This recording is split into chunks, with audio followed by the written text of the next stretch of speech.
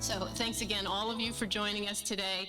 I want to start just by thanking the staff at the Community Foundation who helped organize this event, in particular Rabia Khan, George Dvoriak, and Sarah Thomas, doing a great job. And on your way out, before you leave today, if you see Sarah, please wish her a happy birthday. Today is her birthday, and she's working really hard for us.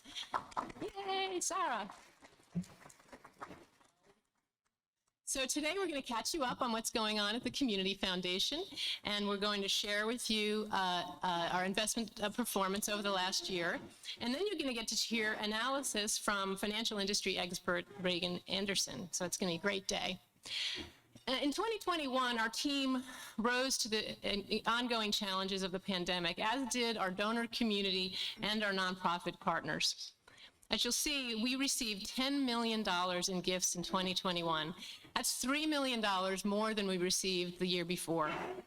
27 new funds were created by individuals and families and organizations who really understand and believe in the power of endowment to support their community for generations to come. And I am exceedingly happy to announce today that we have exceeded the $200 million in asset mark. We are at $211 million at the Community Foundation. That is like, whew.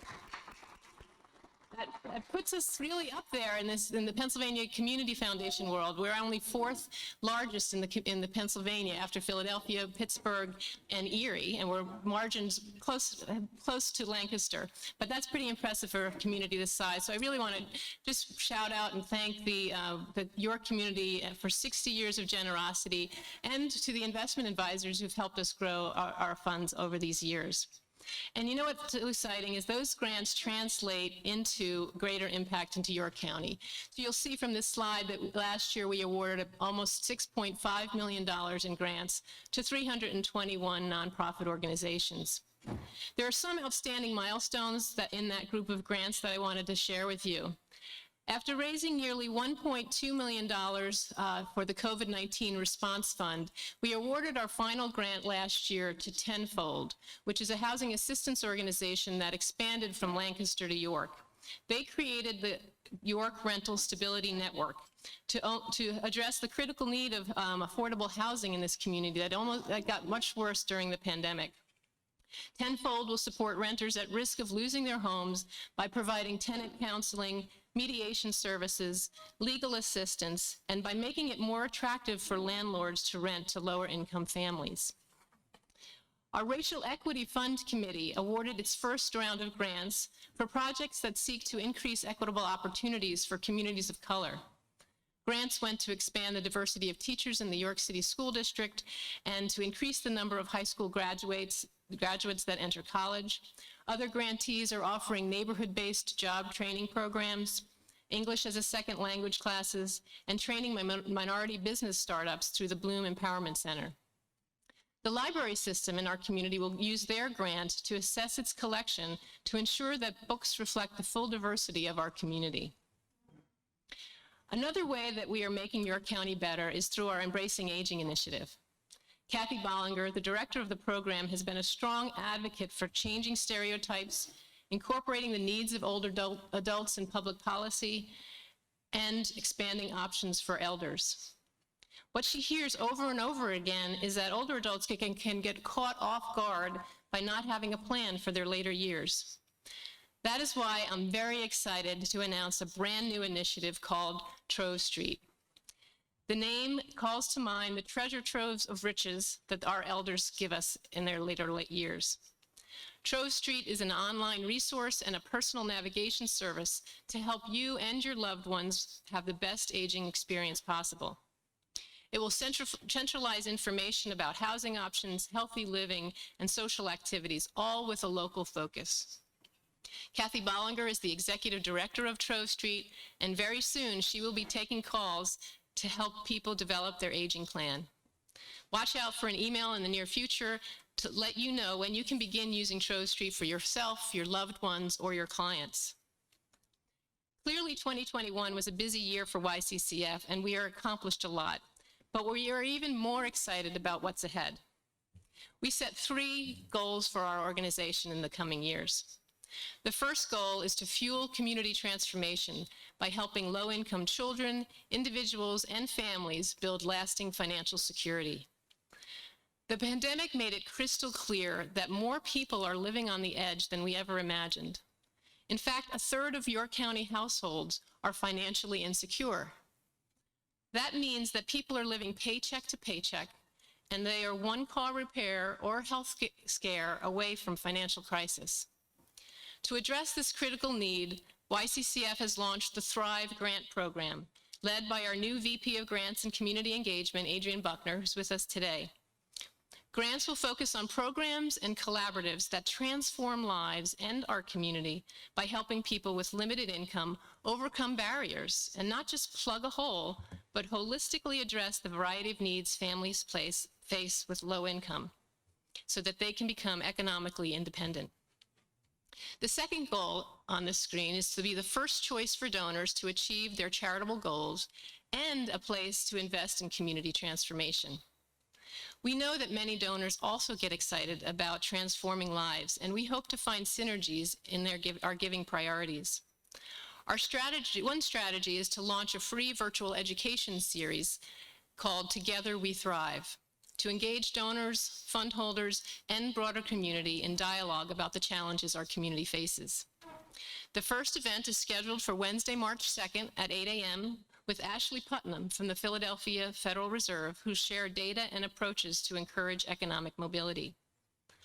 The third goal is to weave diversity, equity, and inclusion throughout our work.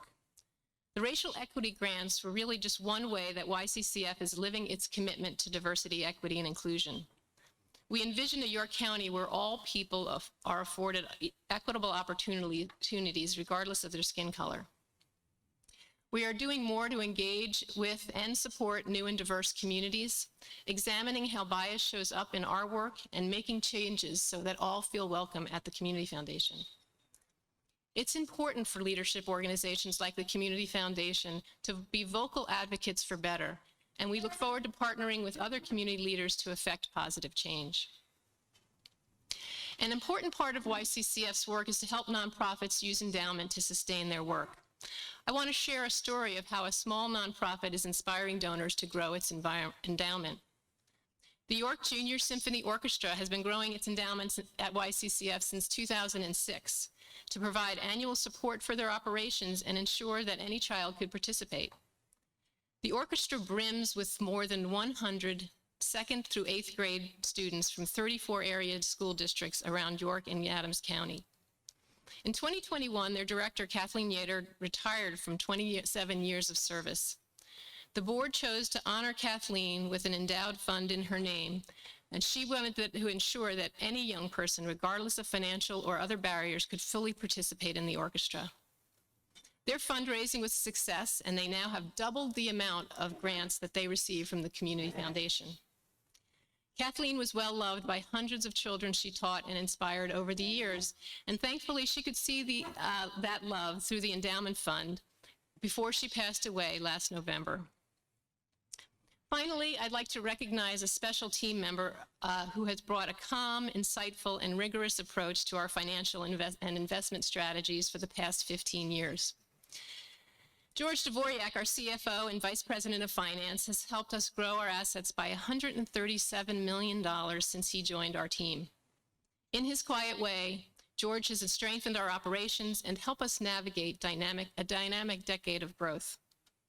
George is retiring on April 1st, and he will get to spend more time on the things he loves, traveling around the world and hiking in beautiful settings. So this is what I think it might look like, George. So stay in shape there, good. But anyway, we're really sincerely thankful, George, for all you've given to the Community Foundation, your service and your friendship. So let's give George a round of applause. I'll just keep this slide up there for a while, just because it's kind of fun. No, I'm kidding. So thank you to all of you for choosing the Community Foundation as your philanthropic partner and for your support over the years. We really appreciate it. So to tell us more about our investment strategy, it is my pleasure to introduce Holly Mayer. She is the chair of our investment committee. She's the incoming board president for the Community Foundation, and she's the first vice president at Mayer's Wealth Management of Janney Montgomery Scott. It's all yours, Holly.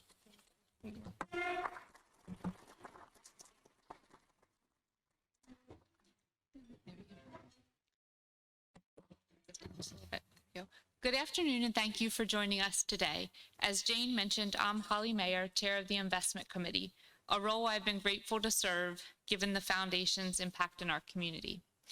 I'd like to start today by thanking the following people: the Foundation staff for their work in supporting the community every single day; George Dvoryak, Vice President of Finance, for his steadfast guidance and commitment to our Investment Committee.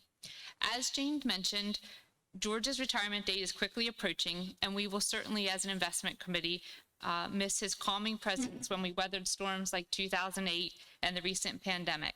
He has stayed focused on achieving our long-term results for our stakeholders and building endowment for future generations. Please join me again in congratulating George on his retirement. Thank you, George. Thank you to YCCF's Investment Committee. Each of you bring a wealth of experience and commitment to your role. Our Investment Committee is comprised of Rob Bowen, who's here today, Richard Harley, Bill Hartman, Oliver Hoare, Nancy Clayhold, Todd Marsteller, Paul Rudy, and David Civil. Many are here today with us, both Zoom and here in the audience. In 2001, this volunteer group of local experts worked with our two investment advisors, Mason Investment Advisory Services and Common Fund, to manage our portfolio. In 2021, we grew our Investment Committee and Common Fund's private capital to over 9% of our portfolio and expect to continue that percentage to grow going forward. Under the guidance of our two investment consultants, we continue to seek out investment opportunities that enhance our returns without undue risk. Because we know that investment markets can be volatile, we focus on the long-term returns, as they are the most important indicator of our ability to create a permanent legacy for our donors and provide a perpetual source of revenue for the betterment of York County. Our investment objectives reflect why investment returns matter. We want every permanent endowment fund to have the same purchasing power 20, 50, and 100 years as it does today, from now as it does today. This means we seek a long-term investment return that covers the annual grant making, which normally is about 4.5%, and also covers our fees and inflation. Jane shared the story of a new fund created to honor Catherine Yeater, who supported the York Junior Symphony Orchestra for 27 years as director. Our long-term investment strategy ensures that the fund created in her name will continue to support her legacy and the organization she cared about for 27 more years and beyond. That's why our committee and our investment managers work diligently to make sound investment decisions. 2021's return of 19.5% means an additional $31.1 million was added to the York County Community Foundation endowment in 2021. More exciting is that translates to 1.4 more million available for grant making each and every year. That truly is the gift that keeps on giving. To accomplish this with an acceptable risk parameters, just get this up here. To accomplish this within acceptable risk parameters, our portfolio is diversified into three broad asset categories. Global equities or stocks make up 67%, global fixed income or bonds account for 10%, and we have another 23% in diversifying strategies. That includes things like hedge funds, REITs, REITs, natural resources. They capture all that 23 extra percent. By diversifying our assets by both asset type and manager, we ensure that low returns in one area will not affect the entire portfolio. As I shared, our 19.5% return this year added $31.1 million to our endowment. While we know that conditions in the financial markets rarely, if ever, remain constant, the pandemic continues to add another layer of change. While the Delta variant, as well as the onset of Omicron, impacted investments in the third quarter, equities and real assets had a strong quarter and a strong year, and our investments in our private capital performed exceedingly well in 2021. These asset classes together bolstered our performance, exceeding the benchmark for the year by 3.9%. Our investment committee continues to have confidence in the managers due to their proven track records in delivering long-term, attractive, risk-adjusted returns in various market cycles. We expect that our asset allocation, along with our manager diversification, will continue rewarding us in the future through all market cycles. Our long-term results remain solid, averaging 9.1% over the past 10 years. This remains our priority, our number one priority. We will continue investing capital to honor our fundholders' legacies and the communities where we all work and live. Because of our thoughtfully crafted portfolio strategy, outstanding industry experience with local oversight, we are confident that our endowment is more than ever well-positioned to continue to meet our long-term investment returns for the years to come.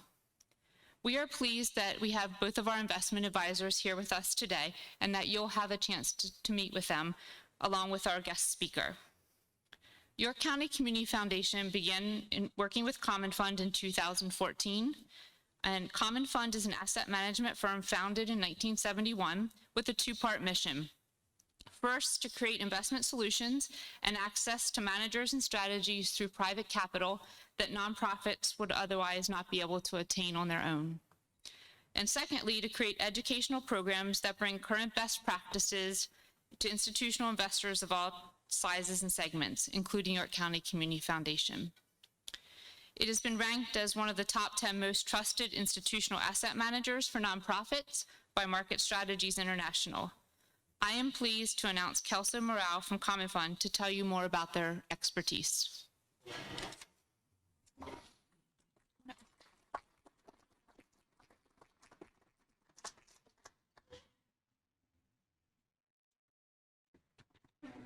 Hi, good afternoon, everybody. Thank you for getting out of my Zoom bubble, Jane. I appreciate it. It's wonderful to be here. It's nice to be out in real world in this lovely setting.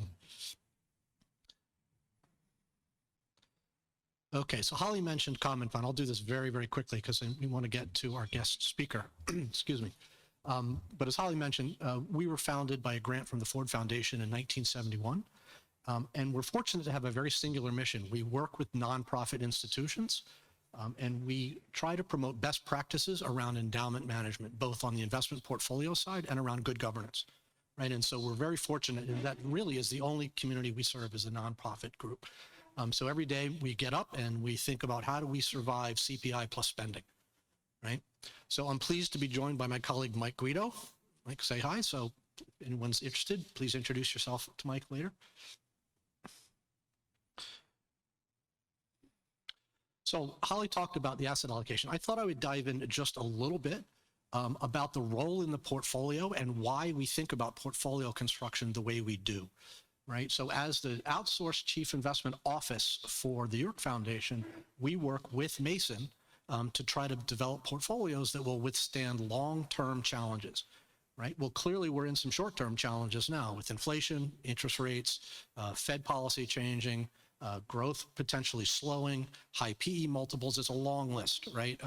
And so when we think about asset allocation, we think about asset allocation in the context of things like that, challenges, right?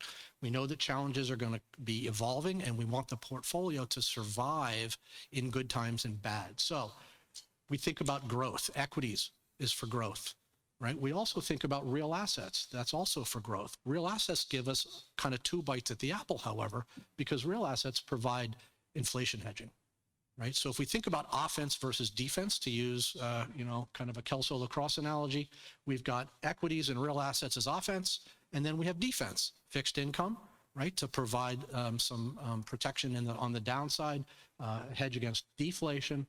Right? We don't think about deflation very much, but that's actually harder to fix than inflation, I think. So that's one. And then the last one is what we call diversifying strategies, is a subset of what Holly was talking about with diversifying strategies. And that's to provide uncorrelated sources of returns that are differentiated from equities and they're differentiated from fixed income. That's here for defense when markets go down, right? And so that's kind of how we think about the portfolio. I'm going to talk just a minute about private capital. Holly again mentioned private capital. Thank you to the committee and staff and everybody for your support in building out the private capital portfolio. We think about it as about a 10-year horizon to build that out from 0 to 12. We're at about 9.4 right now. It is part of the equity allocation, so it is part of the growth. It is clearly part of offense in my framework. And the reason why we think it's important is because it is possible to extract a premium for locking up capital if you happen to be with very, very good top-tier managers. And the proof statement on the right is that not only for the 1 year, which was a really tremendous year, okay, but since inception, right, the private capital portfolio has outperformed the MSCI All Country World Index, which is the global public benchmark that we use to benchmark public equities, right? So if you're going to lock up your liquidity, you want to make sure you're getting a premium. And so the proof statement there is that it has been working thus far. Everybody do this for me, please. Need your help. Thank you.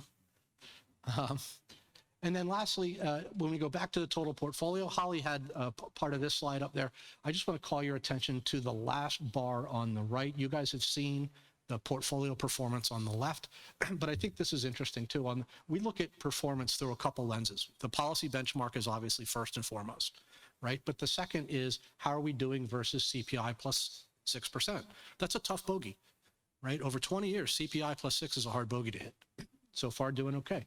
But then the last one is, what about peer institutions? How is York doing against a peer of 207 other foundations representing about $23 billion in assets? And the good news is, again, right, outperforming the peer benchmark pretty handily over 1, 3, 5, and 10 years, right? So asset allocation is doing what we want so far. And with that, I'll turn it over to, back to Holly. Thanks, everybody.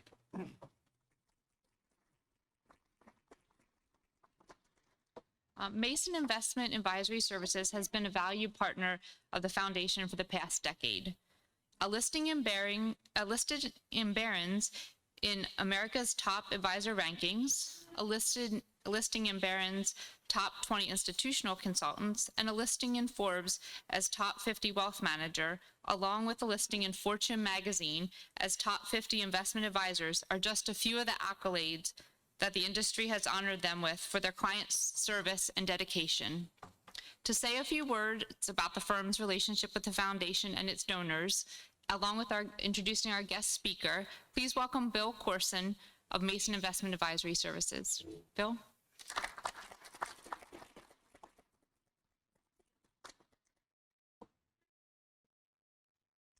Thank you, Holly. And I share Kelso's sentiments. It's good to be here in person. Although I think I've lost a little muscle memory here and how to react to a crowd, so bear with me.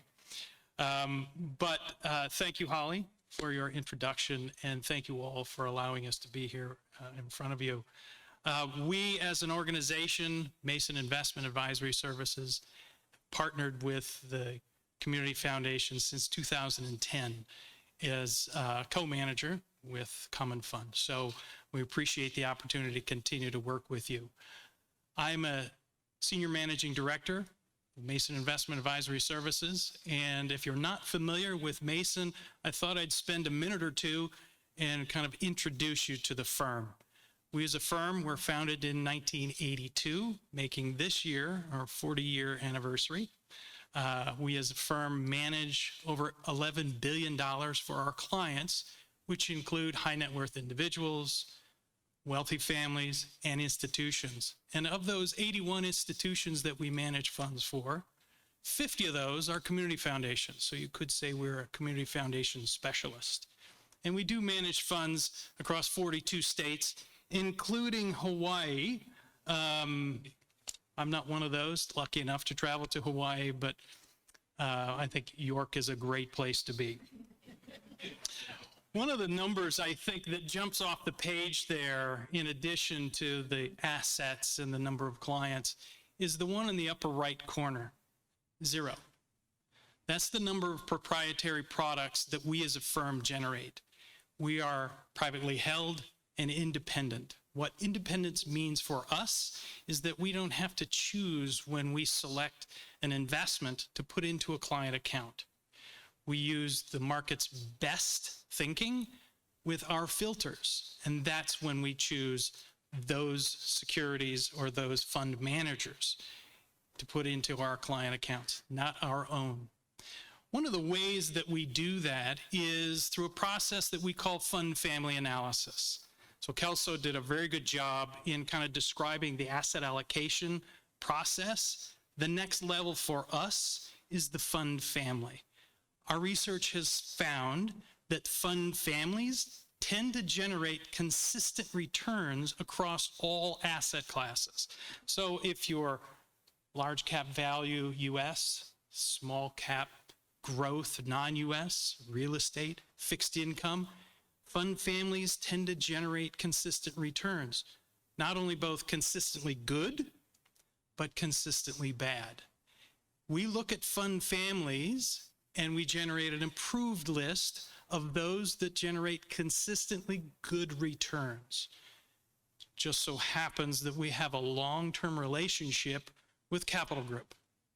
Capital Group is an approved fund family, and they generate consistently good returns. And we were very fortunate to have Reagan Anderson here from Capital Group to represent her firm and give you a little bit of commentary as to what's happening out in the marketplace. I do want to, though, introduce Reagan properly, and you'll have to excuse me because this bio is extraordinary, and I'd like to read it if you don't mind. Reagan is the Senior Vice President of Government Relations at Capital Group. She's been in the industry for 20 years, been with Capital Group for 6. Prior to joining Capital, she worked as a Senior Vice President for Congressional Affairs at the Consumer Bankers Association in Washington, D.C. Before that, she held various positions in government affairs, the New York Stock Exchange, Private Equity Growth Capital Council, Fannie Mae, and the Federal Home Loan Bank of Atlanta. She also served on Capitol Hill as a staff liaison to the Senate Banking Committee. She holds a bachelor's degree in journalism from the Scripps School of Journalism at Ohio University, and she's based in Washington, D.C. Please join me in welcoming Reagan Anderson.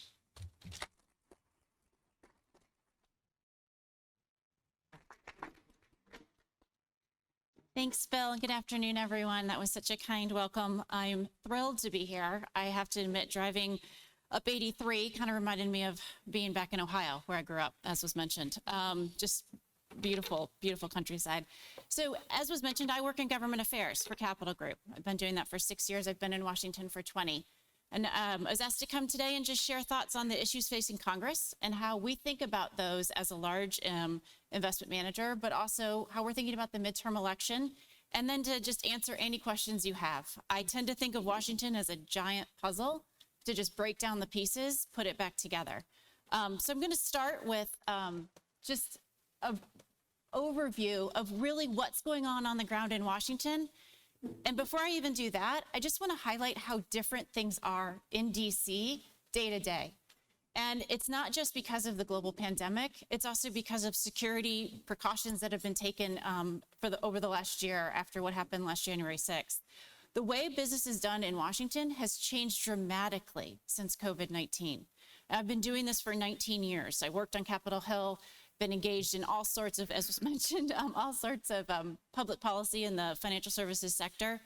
Washington, until very recently, was a town where business was done in person. We'd sit at lunches like this, share ideas, collaborate, disagree, right? Figure out where those disagreements are, and really try to find common ground, particularly where it relates to the issues that we work on the most: retirement security, saving for college, saving for disabilities.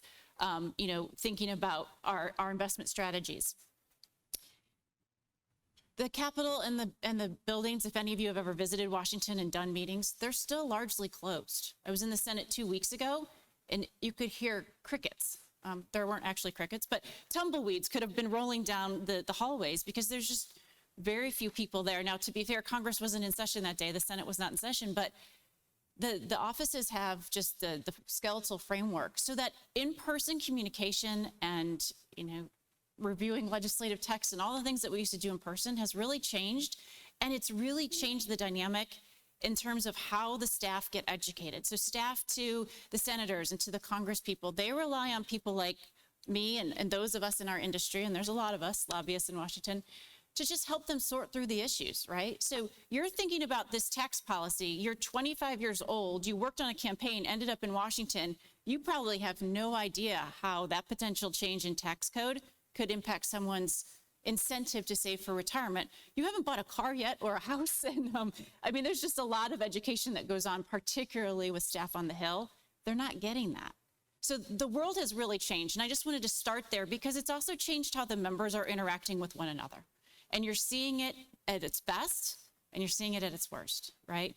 It is very, very easy to attack someone on Twitter when you don't have to physically sit across the table, across the dais in a committee hearing room or at a caucus meeting and look them in the eye. And it is going to change how Congress works, I think, for years to come. But let me just run through some of these issues. We're going to leave some time for questions at the end, but just to give you a sense of what's happening, right? So first and foremost, government funding. You've all heard about this, right? Congress cannot get an agreement on a top level number for how much money the government should spend for the fiscal year 2022.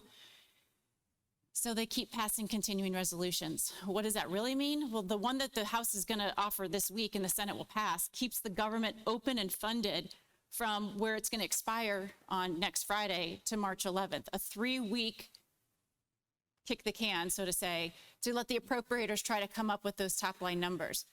I view this as one of the biggest problems in Washington, is just that we can't get agreement on the appropriations process, on the bills. There are, you know, if you work at the Pentagon and you have to think about whether or not you have money for the next 3 weeks, 6 weeks, that's a problem. But this is how it's been going, right? And no one wants to see a government shutdown. We're not going to see a government shutdown. They're going to work this out. But it's going to be another short-term resolution. The markets always respond. Oh, is the government shutting down? No, it's not going to happen. But this is what is occupying their time. Next up in Washington will be the State of the Union, March 1st, the latest it's ever been. My gut tells me this is when we're going to find out who President Biden is going to nominate to the Supreme Court.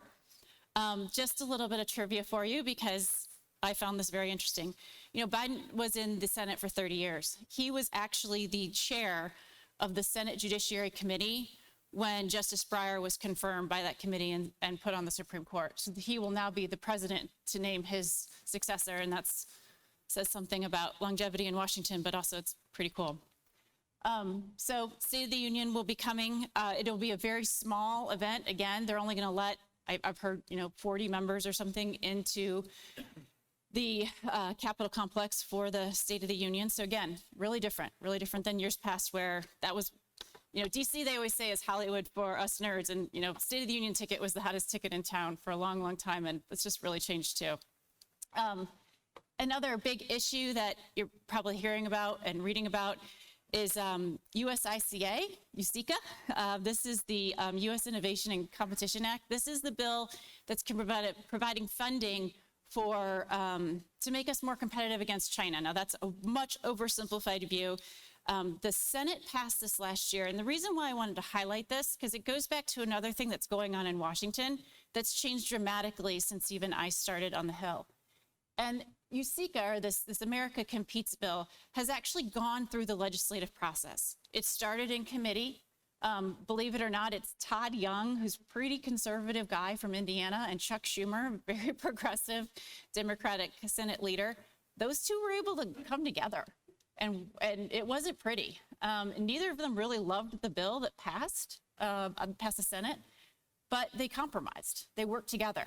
They met as a committee. The committee members all had some influence, some buy-in, and then the House passed their bill very recently, just a few weeks ago. Now they'll go to conference, and the Senate and the House will have to work out their difference. This is the legislative process. We don't see this very often anymore, and it's why you have these scenarios where if leadership, and this is either party, if it's Mitch McConnell or Chuck Schumer have this ginormous bill that they just put on the Senate floor, there's not been any opportunity for rank and file members to feel like they've participated in the process. They didn't get to go to their committee. They didn't get to offer amendments. They didn't get to object. They didn't have alternatives. They just have one option: go down to the Senate floor, vote on a massive spending bill, vote on another CR, or don't. But this USICA bill, I would keep an eye on because it's gone through the process. It's going to be a tough conference to get it done. We're actually watching it from the investment side only because there's provisions in there that are related to Chinese companies that are listed on U.S. exchanges that aren't PCAOB compliant. So we've been focused on that component of it, but there's a lot of other stuff in there. And I think that could be one thing that Congress does get done this year in a bipartisan way. The big question mark, obviously, is what's going to happen in Eastern Europe. I think we probably all saw news again this morning. That is top of mind for everyone in Washington. And I would suspect that, we're going to see and hear a lot of debate on sanctions and how far Congress can push that, how far President Biden can push that, depending on what happens. The last issue, just as ongoing in Washington, that I will mention is the January 6th committee. It's in the backdrop of all of this, right? So everything else that Congress is trying to do right now, and some of it trying to do in a bipartisan way, you've got a committee still investigating what happened last January. It didn't get off to a good start, frankly. This was supposed to be a bipartisan committee. And when the Republican House leader, Kevin McCarthy, submitted who he wanted on the committee, Nancy Pelosi said no, and then put two more moderate Republicans, well, I don't even know what moderate Republican means anymore because Liz Cheney was never in my moderate Republican group, on the committee, and it's created a huge divide within the Republican caucus, huge divide. And we're going to see it play out through the midterms. So the one issue that I didn't mention in terms of the agenda in Washington is the Build Back Better bill. And that's because I don't really see it coming together this year. I had followed this very closely because there was a lot of potential tax changes in there, obviously a ton of spending. Now, on one hand, if you want to get past, so this was the outline of the bill that was passed. And regardless of your politics, it's pretty clear that Mitch McConnell, this was the brilliance of his Senate strategy, right? He encouraged all of his sitting senators who are running in 2022 and anyone else interested in working in a bipartisan way to get an infrastructure bill done, go do it. And what that ended up doing was taking any provision that had bipartisan support and putting it into the first infrastructure bill. So what happens then is what's left for Build Back Better is the really hard stuff, right? The stuff that's going to cost a lot of money. It's the more controversial policy provisions. The extension of the child tax credit. There's so much in there that it's going to make it so much harder for them to get done. And that's what's left on the table. Now, Democrats still really need a win before 2022. Can they get something done?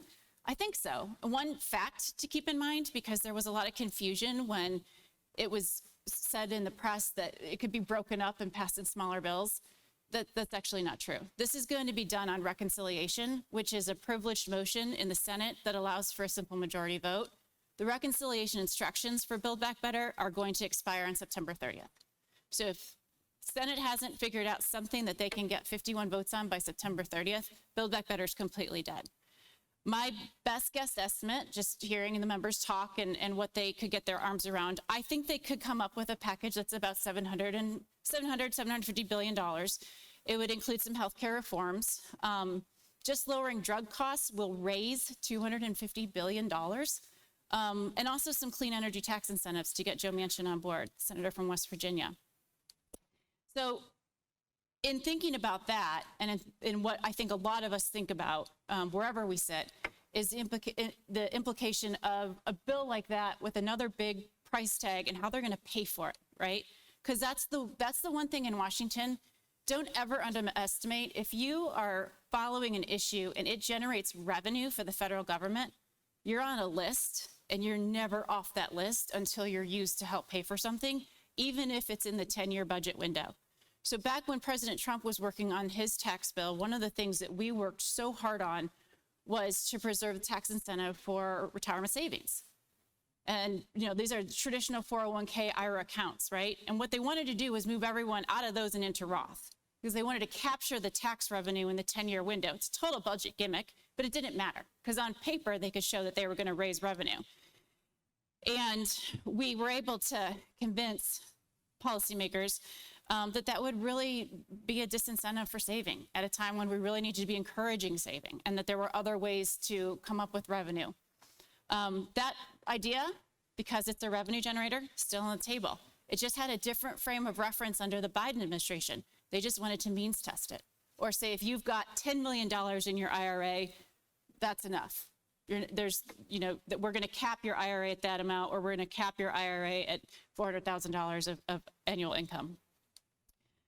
So, thinking about, tax policy, and I might be going on a little bit of a limb here, but I have not woken up in the middle of the night worrying about tax increases in the last couple of weeks. Like I said, I don't think Build Back Better comes together. And even if it does, in the smaller package I outlined, there's a lot of revenue on the table. By raising the corporate alternative minimum tax to 15%, it's $300 billion. There's like I said, there's a $250 billion bucket if they make changes on lowering, bringing drug pricing down. There are other ways to raise revenue. And at the end of the day, there were two extremely influential Democratic senators who wouldn't sign off on raising taxes anyways, and for very different reasons. And actually, the truth is, let me clarify that. So I know you've all read about Kirsten Sinema from Arizona. She's a firebrand. What you see is what you get. She is exactly as she is in person. What you see is exactly what you get. She was very clear from the beginning. She wasn't going to support tax increases on individuals or businesses, period. She didn't really care how much money got spent or how it got spent, but she cared tremendously about how it was raised.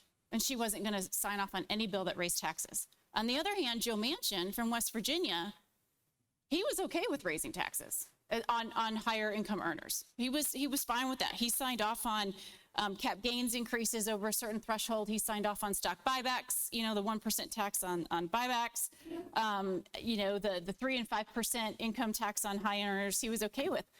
But he really cared about the intricacies of spending and how the money was going to be spent and where it was going to go.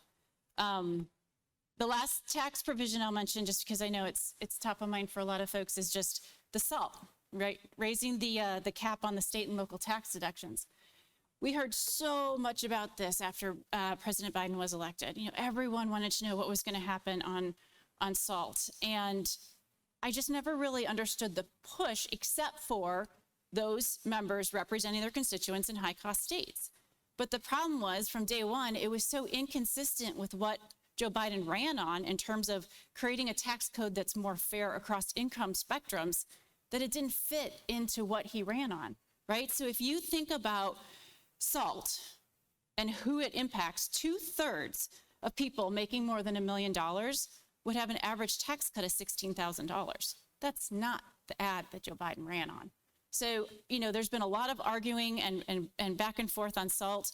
I think at this point, aside from Build Back Better being on the back burner, those members in New Jersey and New York who've been pushing for it, they have a decision to make. They can take a deal now that a lot of their voters still aren't going to like, or they can wait until 2025 and see if a better deal comes along. I'm guessing that's probably what they're going to end up doing. So that being said, when you think about, I'm trying to lead into the midterms here and what we're thinking about, all of these issues play into the midterms and how they're going to play out and what this means short-term and long-term. A global pandemic going on 2 years is not normal. 0% interest rates is not normal. There's so many things that politicians have had to deal with in the last 2.5 years that just aren't normal and have made it really hard for those of us who study this and think about it way too much, I'll admit, to think about how this is going to play out. We don't know what's going to happen with inflation, but we do know, and I can tell you, I bet when I get in the car to drive back to DC and I call my dad for a check-in, he's going to ask me what gas costs. And if it's cheaper in Pennsylvania than it is in Washington, I already know the answer. But these are the kitchen table issues that are going to drive people to the polls, and we don't know yet what the Fed's going to do, right? Fed policy has never been more important, and right now we've got an acting Fed chair, and this is the impact of having a 50-50 Senate. And I actually just read one of my notes. It was a week and a half ago that I was outlining the comments for today. And I thought to myself, maybe I shouldn't say that, but the Senate's really fragile. And we've now seen it. We've got a senator from New Mexico who suffered a stroke, tragically, right? He's out for maybe 6 weeks. The entire Senate agenda is on hold until he can return to Washington. So what does that mean for Chuck Schumer? It means you've got Fed nominees who can get through the Senate Banking Committee, but not likely confirmed by the full Senate until Senator Lujan's back, right? The agenda is on hold unless it's something that's got Republican support. So from now until he returns, it's at best some nominations. But again, in one of the most critical times in the recovery from the pandemic and going forward, we don't have a fully functioning Fed. And it's because we have a 50-50 Senate. That's a big deal, because it's also going to put a halt on all legislation getting through the Senate. So I was asked to talk about the midterms. I said I am a student of these races. I did work in the Senate. I do love tracking them. Couple things to keep in mind as you go into November. Democrats control the House and Senate by the narrowest margin in either party in 20 years, right? It's 3 or 4 seats in the House for Nancy Pelosi. Again, kind of morbid, but I was at a meeting with a very senior Democrat, and she mentioned to me in the side that she was a little nervous because her intern had to drive her to a meeting at the White House, and she said, if we had a tragic accident, we'd lose the majority in the House because there's 5 of us in this car right now. That's how narrow the margins are. And I'm not making light of that. It's just the truth. It's very hard to get things done. The Senate seats on the map. So actually, let me take a step back. Excuse me. Let me start with the House. There's still a lot of redistricting going on, right? So we don't have all of the state maps. They're coming together and it's getting closer, but there's a lot of changes at the state level. And I think one of the things that people underestimated out of 2020 was the success the Republican Party had at the state level and the impact that would have post-censor on redistricting and what that meant in terms of gerrymandering and creating more favorable maps for Republican parties running state government. We're seeing states lose seats. We're seeing, I was just actually looking into a race in Michigan where the redistricting is going to create 2 Republicans who've been around forever, 2 pretty senior guys. They're going to have to run against each other, primary against each other. I don't know what happens in that case. They're friends. They've worked in Congress together for a long time. One could be the commerce chair if Republicans take the House. I think thinking about the House races,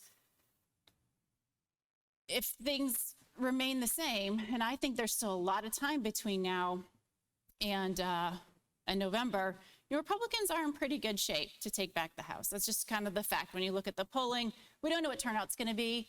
We don't know how the Supreme Court nominee is going to play out. A lot of things could change. I think watching what's going on in Russia, in Ukraine, there's a lot still that could change. But where things stand today, Republicans feel like they're in pretty good shape in the House. The suburban districts are going to be where this all plays out. It's kind of the same as 2020 in a lot of ways. Republicans sitting in suburban districts are going to have to raise more money than they ever have. They're going to have the toughest races, and they're going to have to do the magical dance on how much they embrace former President Donald Trump. I was talking to an Arkansas congressman the other day, represents the suburbs of Little Rock, and his strategy was simply, I'm going to ask Sarah Huckabee Sanders to come to my district and endorse me at an event and help me raise money. And then I'm going to ask her to tell her boss to stay out of the district, stay out of the race.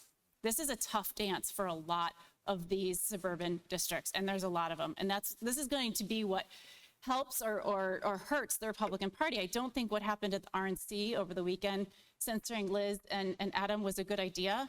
For a lot of reasons. That's probably going to be the race everyone in the country watches, right? Liz Cheney in Wyoming.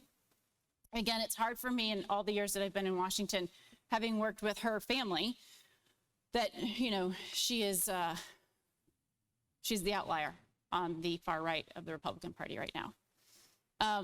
Senate races to watch. There's a big one here in Pennsylvania, the open seat. I'd love to get some of your thoughts after this if you have time, because I'm curious how this plays out here and how you all are feeling on the ground. We're watching Arizona. Mark Kelly does not have an opponent yet, but Doug Ducey also is still in the running, which could be a really competitive race. Georgia, interesting race down there. Raphael Warnock surprised everyone when he won, right? And he is just larger than life, and he's going to run against Herschel Walker.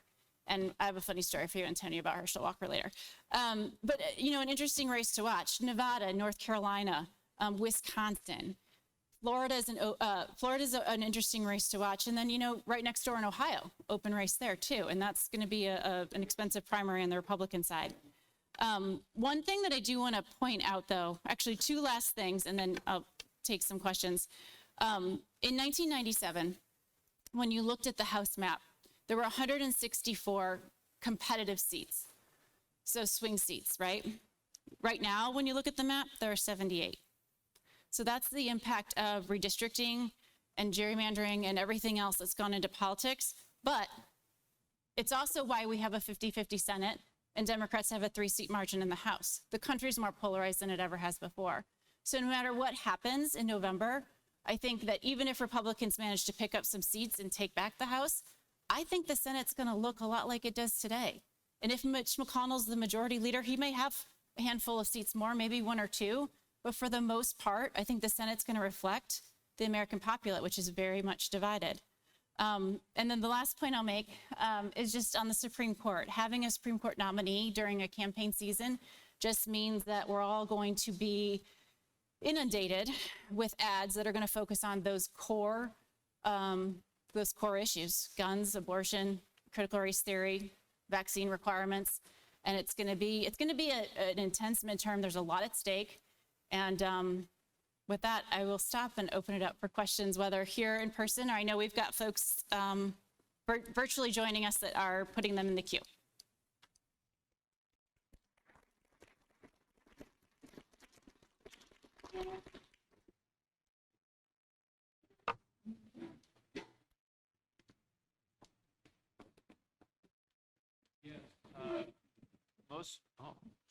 Hi.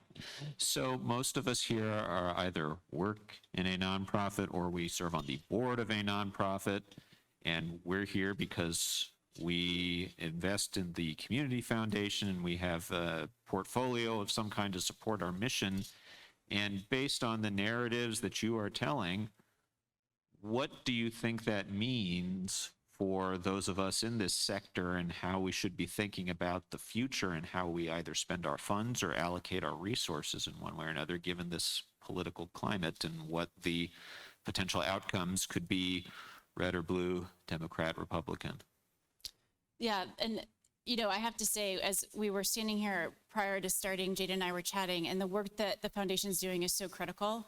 And on one hand, I can only see it becoming even more important going forward. I mentioned how focused Washington is on revenue, and it's because we're running a $30 trillion deficit, right? So I think that going forward, there's going to be continued pressure through the appropriations process on some of the federal programs that assist the work that Jane was telling me the foundation is doing. One thing that I will say, though, is that when it comes to the tax incentives to charitable giving and fundraising, I think that is something that both sides of the aisle, it's an issue that has bipartisan support. No one's going to want to amend the tax code in an attempt to raise revenue that's going to take away from communities, particularly doing the work that Jane mentioned and others have mentioned prior to today. So I think in that case, and I'll take this opportunity to say, I mentioned how polarized we are, but I also would say, I am a product of DC. I'm a Beltway person. I would say just don't assume the worst. Assume the best. And your local officials, they want to hear what your organizations are doing. The staff that go to Washington, I mentioned the 25-year-old who hasn't bought a car. Well, there's a lot of reasons why that 25-year-old hasn't bought a car, but it's also an educational opportunity in terms of, why that 25-year-old should open up an account with the TSP. But that said, they need to hear from you. They need to know what you're doing and how it's impacting the community, whether it's a Democrat or a Republican. So I can't stress enough how beneficial it is, short-term and long-term, to get to know your elected officials and just make sure they understand the impact you're having in your community.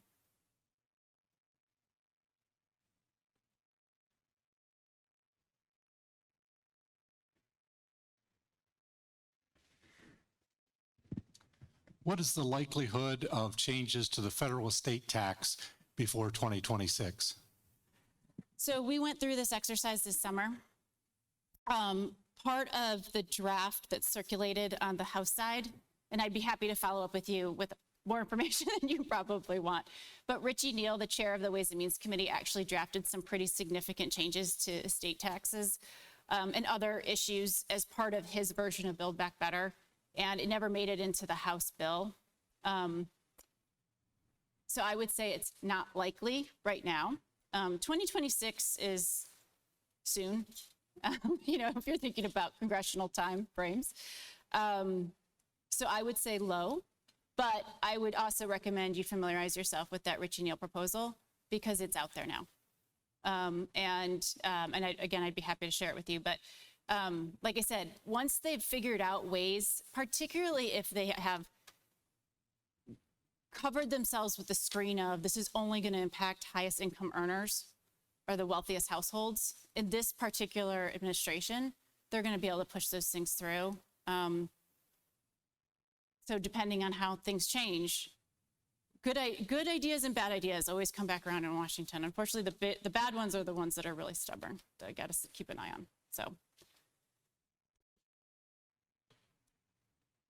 well, thank you all so much. It's been great to be here. I'm going to hang out for a little bit if you have questions you didn't want to ask in front of the group, but otherwise, thank you again.